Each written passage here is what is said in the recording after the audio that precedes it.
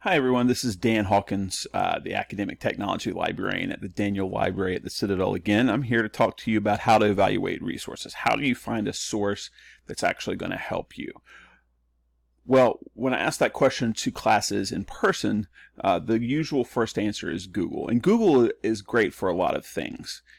If you need to know when was Tom Petty born or when was Taylor Swift born, you could find out some information about that really quickly and be relatively confident that it was accurate. But the problem with Google is also that anybody can put anything on the internet and Google will help you find it.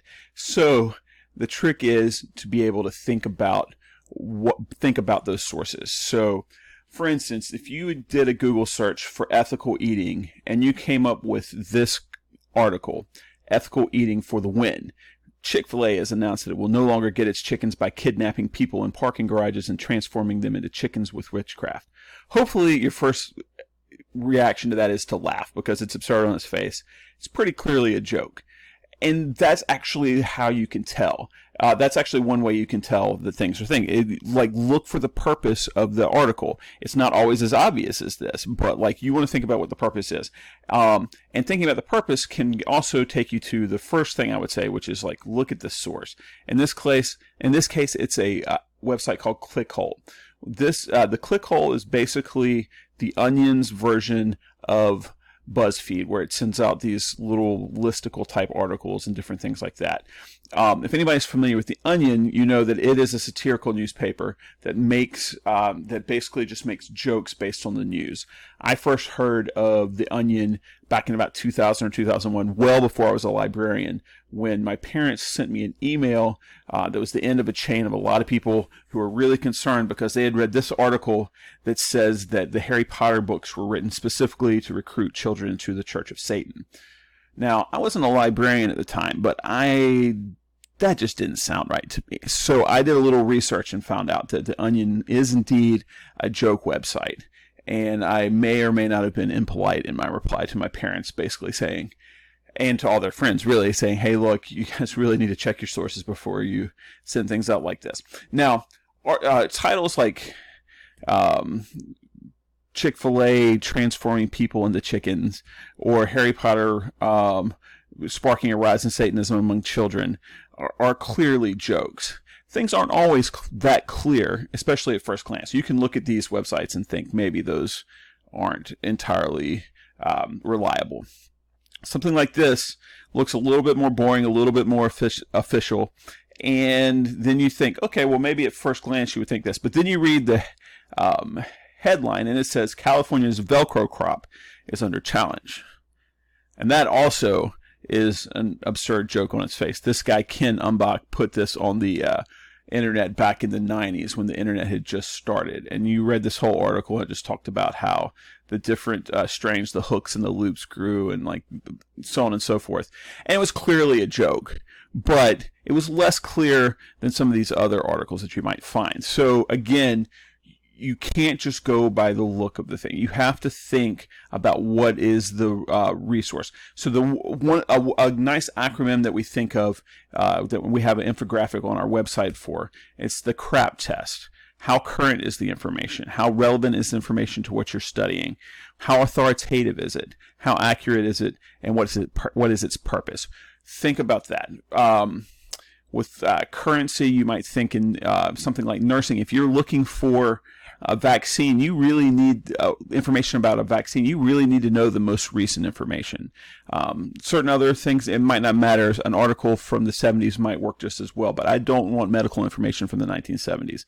How relevant is it to the actual task you've been assigned? Does it actually work with what you're trying to do? How authoritative is it? This is, again, did the person who wrote it, do they have a degree in the subject they're writing about? Do they work for a university? Are they an expert in their field? Accuracy, like to the best of your ability to evaluate, is the information accurate?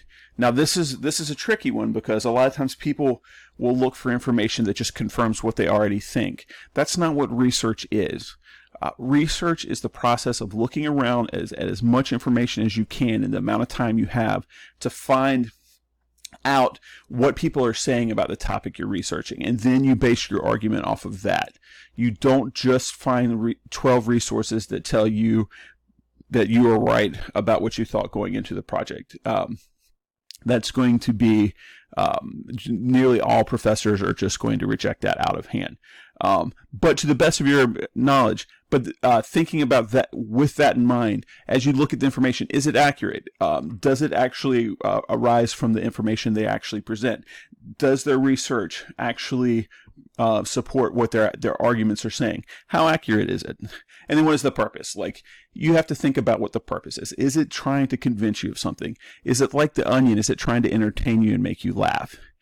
If, for instance, you find an article that says nicotine is not addictive, and then it seems like it's been supported by a cigarette company, then you have to think that the purpose is to misinform you. So just think about these things. This is a great way to think about it. So let's look at an actual valuable resource that's gone through what we call the peer review process. I want to talk to you about the peer review process first. That's just when an expert writes a paper about something. The paper will be then submitted to another group of experts who will look at it and make sure that the person is actually meeting all those points that we made before. Is it accurate? Does this make sense? Does what they say, their methodology, actually support what they actually said in their paper? So it's not only is the person who wrote the article an expert, but the people who are evaluating it are also expert. That's called peer review. It's not a perfect process. Stuff gets past the peer review process that shouldn't, but it is the best thing we have right now to try to make sure we're doing due diligence and finding good information. So let's take a look at this. Since we were talking about ethical eating on the ClickHole website, here's a article that has gone through the peer review process called "Eating for Taste and Eating for Change: Ethical Consumption is a High Status Practice." Now, if you read that, you're probably thinking that's from a sociology perspective, and sure enough, it's in a journal called Social Forces. Now, this is where Google is actually helpful. If I Google Social Forces, I will find out that it is a peer-reviewed journal, that any article that's published in here has gone through that process. And so I know that this is an article. It comes from the University of North Carolina at Chapel Hill, from their Department of Sociology. So I can be relatively sure that it's an actually a good source to find information about this. And I could Google the author's names. For instance, I'm going to look at this top name here, Emily Huddart Kennedy. I look her up. She's actually is a assistant professor at the University of British Columbia, and if you look at her CV, you find out that she is actually a doctorate. She has her doctorate in sociology, so you can consider her an expert. So that's the kind of thing you're going to do when you're looking at a source. You're going to see, you're going to go through all of these things, like how current is it, relevant. Focus a lot on the authority and the purpose. Think about, is the person qualified to say what they're saying? And also think about the purpose. What are they trying to do? Are they trying to convince me of something, or are they just trying to do that? And if you go through this process with each source that you find, I think you will find that you will have done your due diligence in finding good information. I think that will pass the sniff test for most professors. Once again, if you have any questions, please don't hesitate to contact us at reference@citadel.edu. We will be more than happy to answer questions for you. Thank you.